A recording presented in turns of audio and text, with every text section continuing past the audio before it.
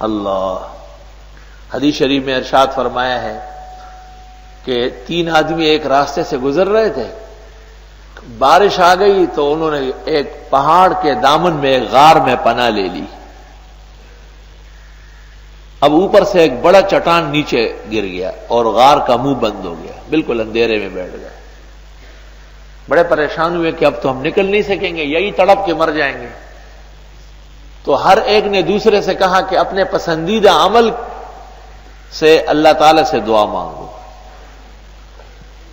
ان میں سے ایک شروع ہوا اور اس نے کہا کہ میرے چچا کی لڑکی تھی اور مجھے اس سے بڑی محبت تھی، اور محبت پوری کرنے کے لیے اس نے مجھ سے 100 دینار مانگے، میں نے بڑی مشکلوں سے جمع کر کے دے دیے، لیکن جب وقت آ گیا تو اس نے مجھے کہا اتق اللہ ولا تفض الخاتم الا بحقہ، خدا کا خوف کرو، کیوں گناہ کرتے ہو؟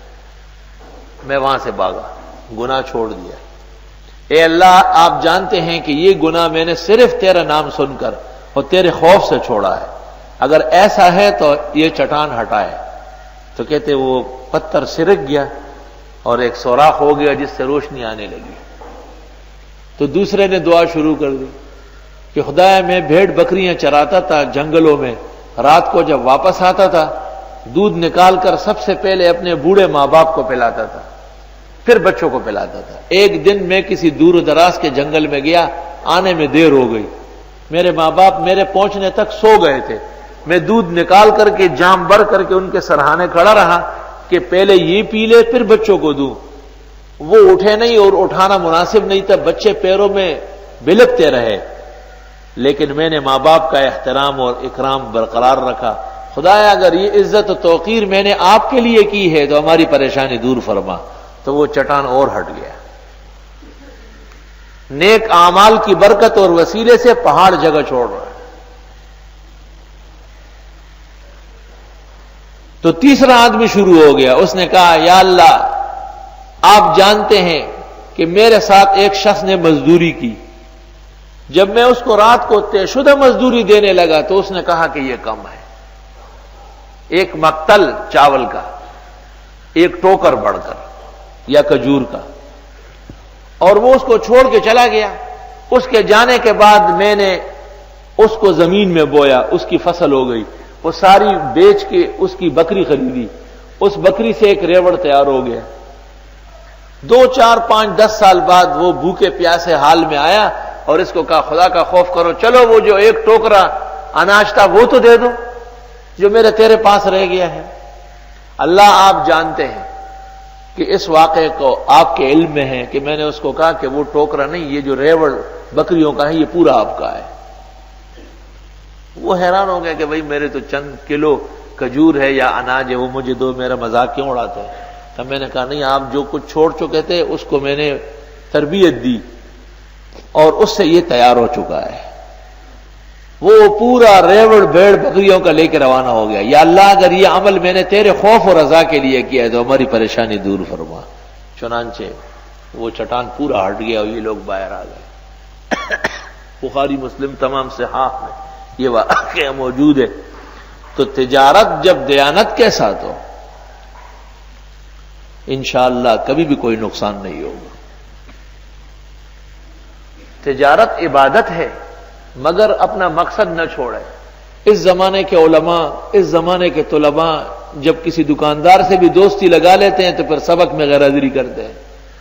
مولوی اگر کوئی دکان لے، کوئی مکان کرائے پہ لے تو پھر درس میں نہیں آ سکتے، جی تاجر صاحب ہو گیا۔ اس لیے اس دور میں اس عاجز اور فقیر کی رائے یہ ہے کہ علماء صرف اور صرف دین پر متوجہ رہے۔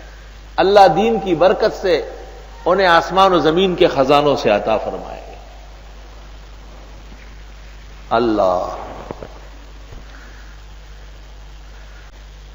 تاجر کی 2 حیثیتیں، ایک یہ کہ وہ سچ بولے اور دیانتداری کرے، صحیح مال بیچے۔ تو حدیث میں فرمایا التاجر الصادق الامین مع الانبیاء والشہداء والصدیقین، او کما قال، جو تاجر سچا ہے اور دیانتدار ہے، جھوٹ نہیں بولتا، تو تجار کا پہلا کام جھوٹ بولنا اور دوسرا کام بددیانتی، اچھے مال کی جگہ کھوٹا مال۔ اعلیٰ اناج کے بدلے میں گٹھیا بے قیمت اناج یہ بیچتے ہیں. تو فرمایا کہ جس تاجر میں امانت اور صدق ہو قیامت کے دن اس کا حشر انبیاء اور صدیقین و شہداء کے ساتھ ہوگا، کیونکہ انبیاء بھی سچے اور دیانتدار تجارت فرماتے تھے. دوسری حدیث آپ نے ارشاد فرمائی، اس میں ہے التجار هم الفجار، تاجر ہی تو شیطان ہے. یہی تو سارے غلط تنظیمیں، دہشت گردوں کو وجود میں لانا، ان کو کروڑوں دینا، تمام اہل باطل کو آگے بڑھانا، یہی التجار هم الفجار. اور آپ نے فرمایا الکذب انما الکذب یمحو برکت البیع او کما قال، جھوٹ بولنے سے بے ختم ہو جائے گی. دو پارٹنر ہیں، ایک جھوٹا ایک سچا، کاروبار ڈوب جائے گا. دو پارٹنرز ہیں، ان میں سے ایک دیانتدار ہے دوسرا بددیانت ہے، تجارت ختم ہو جائے گی، نہیں چلے گی.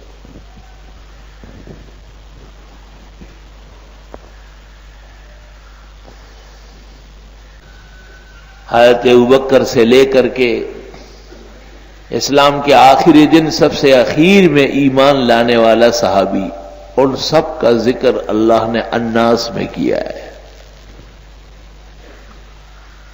اہل سنت والجماعت اس لیے اہل حق ہے کہ ان کے اولین اور آخرین کا ایک جیسے مصمم عقیدہ ہے کہ حضرات صحابہ کا ایمان اور ان کا عمل اور ان کا مقام تینوں مسلمات میں سے ہے اور ان پر طعن جائز نہیں ہے.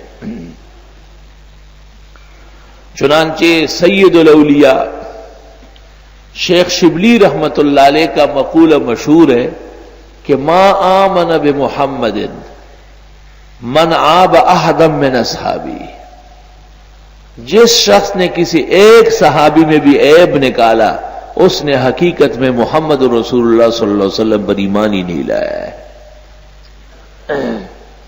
اور اس کے ادلہ اور براہین ہم خود قرآن کریم سے پیش کریں گے.